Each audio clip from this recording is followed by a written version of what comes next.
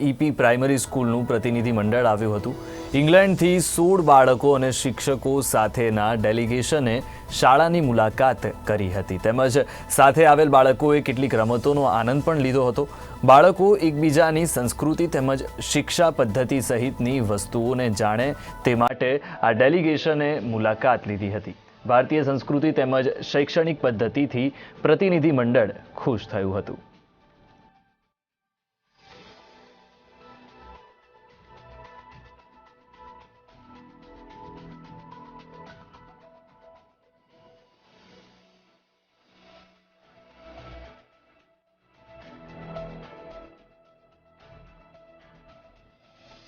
आज हमारी Sunshine school में लांचेस्टर ईपी प्राइमरी स्कूल का डेलीगेशन आया हुआ है।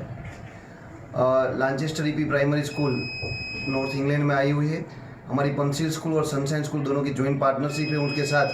और आज हमारी सनशाइन स्कूल पे आए हुए मिस्टर साइमन और उसके साथ 16 बच्चे और टोटल 24 लोगों का डेलीगेशन सनशाइन स्कूल चोटीला पे आया हुआ है।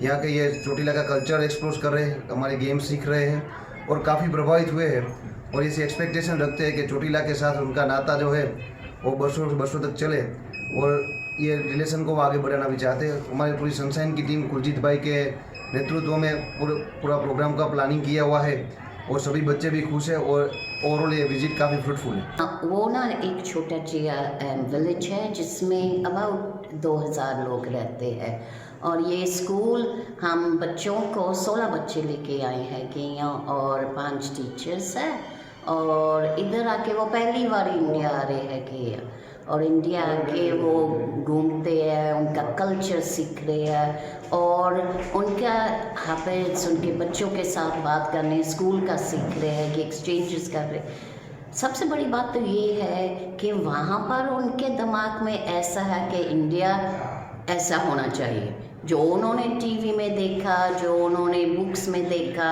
लेकिन यहाँ पर आके जो देखा वो कहने लगे ये तो इंडिया नहीं है। तो मैंने कहा नहीं आप तो है इंडिया में, लेकिन कहने लगे कि हमने तो ये सीखा था कि इंडिया में ऐसा हुआ लेकिन यहाँ पर तो लोग जैसे हम हैं वैसे ही है। तो मैंने कहा आपने क्या सोचा था, लेकिन हम ये सोचते कि बहुत ज़रूरी है कि वहाँ पर बच्चे आन और हमारे बच्चे उनसे बात करन और वहाँ से सीखन और प्रॉपरली देखन कि वहाँ पर कैसे है और ये लोग सीखन कि इंडिया क्या है, असली इंडिया और कितना डेवलप हमारा देश हो गया, कितने हमारे बच्चे कितनी ऊंचाई से पहुँच चुके हैं।